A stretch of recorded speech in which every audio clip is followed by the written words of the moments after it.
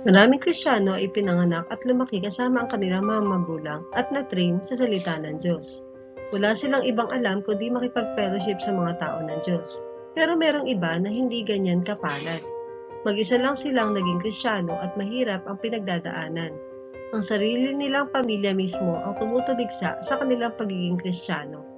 Ang kwento natin ngayon ay ang simula ng matibay na pananampalataya para kay Rahab. Mababasa ito sa Joshua chapter 2. Napakalaking blessing kung ang mga taong ito ay manampalataya sa ating Panginoong Diyos at magandang balita para sa iba. Si Rahab ay isa sa mga ito. Taga Jericho siya, isang lugar na balitang sumasamba sa mga hindi tunay na Diyos at mga nakagawi ang gawin ay tulad ng mga taga-Kanaan.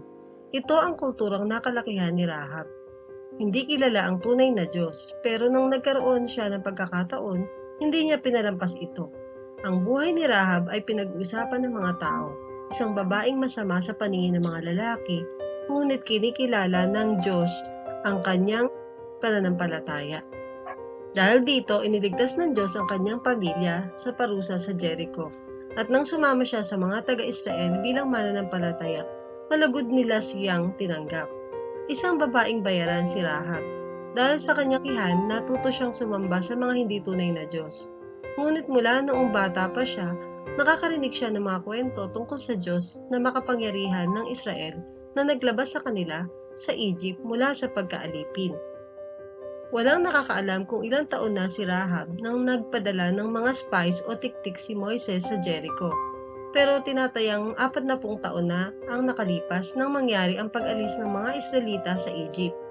4 na dekada na ang lumipas pero tuloy-tuloy pa itong pinag-uusapan ng mga taong nakabalita sa kamanghamanghang bagay na ginawa ng Diyos ng Israel. Ang mga balita ay hindi talaga nakita ni Rahab, pero lihim pala siyang naniwala sa mga kwentong iyon. Kaya nagkaroon siya ng binhi ng pananampalataya sa puso. Nais kong i-share sa inyo ang kwento ng buhay ni Rahab at subukan nating ipinta ang larawan ng uri ng buhay na meron siya kung saan iniligtas siya ng Diyos.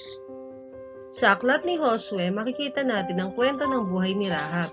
Patay na noon si Moises at si Josue na ang bagong pinuno ng Israel.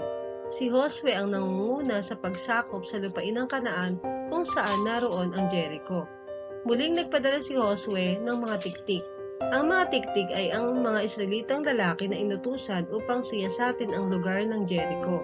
Sa pagkakataong ito, si Josue at mula sa kanyang nakaraan, inilihim nila ang kanilang pagpunta sa lugar para maiwasan ang pagkalat ng hindi magandang ulat. Nang nabalitaan ng hari ng Jericho na merong mga tiktik sa kanyang nasasakupan, nagpasabi siya agad kay Rahab na sabihin kung nasaan ang mga ito. Bakit kay Rahab? Dahil ilan lamang sa kanyang hanap buhay ay prostitusyon at paupahang matutuluyan.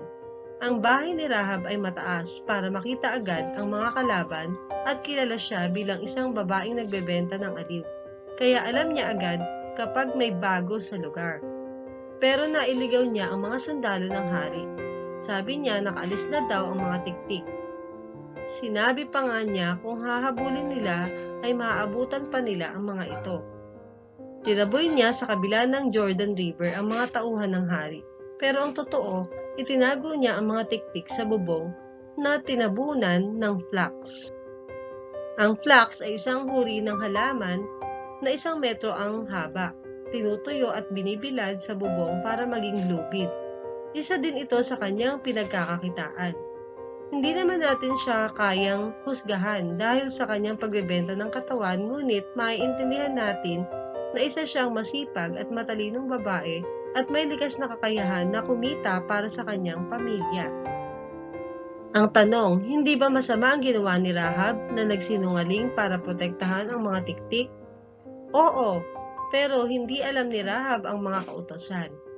Pwede nating sabihin na sa mga giyera, hindi pwedeng sisihin si Rahab para maibaling ang atensyon ng mga masasama at maiingatan ang mga tiktik na pinadala ng Diyos sa utos ni Josue. Sigurado si Rahab sa kanyang ginawa.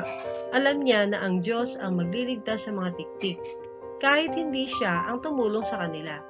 Dahil sa maraming balitang ang Diyos ng mga Israelita ay isang makapangyarihang Diyos, Naniniwala si Rahab sa Diyos na ito kahit hindi pa niya kilala.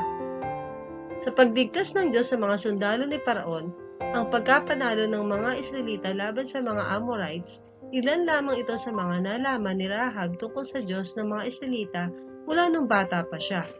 Dahil dito, naniwala si Rahab na ang Diyos na ito ay ang tunay na Diyos. Pagkalabas ng mga humahabol sa kanila, ay sinara na ang pintuang bayan.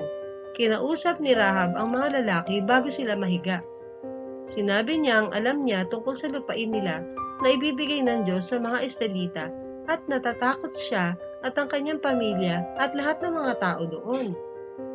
Nasabi din ni Rahab kung paanong nalaman nila na tinuyo ng Panginoon ang Red Sea para makaalis sila sa Egypt. Dahil ang Diyos nila na makapangyarihan ay ang Diyos sa langit at sa lupa. Nakiusap si Rahab sa mga lalaki na mangako sila na dahil sa kanyang ginawang pagtulong sa kanila ay ililigtas nila ang buhay ng kanyang ama, ina at mga kapatid na lalaki at babae pati na ang kanilang sambahayan. Nangako ang mga lalaki sa ngalan ng Diyos na hawak ni Rahab ang kanilang mga buhay at sa oras na makaalis na sila sa lupain at matapos ang kanilang pakay ay maililigtas siya at ang kanyang sambahayan. Kami ay magmamagandang loob at magtatapat sa iyo, sabi ng mga lalaki. Kaya nga tinulungan niya ang mga lalaki na makalabas gamit ang lubid. Hindi lang nakaposisyon ang bahay ni Rahab para matanaw ang buong bayan, kundi nagbigay daan din ito para madali silang makatakas nang walang ibang nakakaalam. Pinagbilinan niya ang mga lalaki na pumunta sa bundok para hindi sila abutan ng mga humahabol sa kanila at magtago ng 3 araw hanggang makabalik ang mga humahabol at malaya na silang makauwi.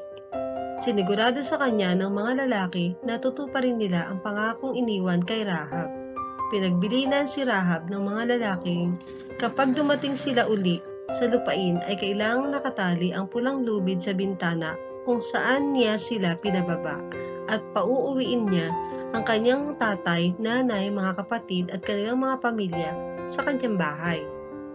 Kung merong lumabas at mamatay ay hindi nila magiging kasalanan at kung ibubunyag niya ang kanilang pakay ay hindi nila tutuparin ang kanilang pangako sa kanya. Nangako si Rahab na susundin ang kanilang kasunduan at itinali niya ang pulang lubid sa bintana. Sinunod din ng mga lalaki ang bili ni Rahab. Malulhating nakaalis ang mga lalaki patungong bundok at nakatawid pabalik kay Josue. Ikinuwento nilang lahat ang nangyari sa kanila.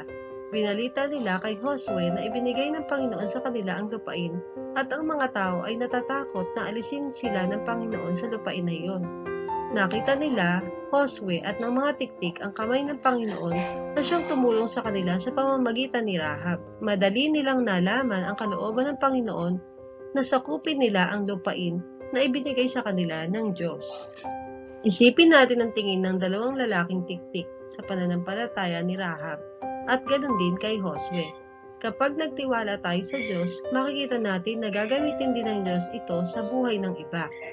Maglalakas loob kaya ang Israel na sakupin ang Jericho kung hindi sila tinulungan ni Rahab?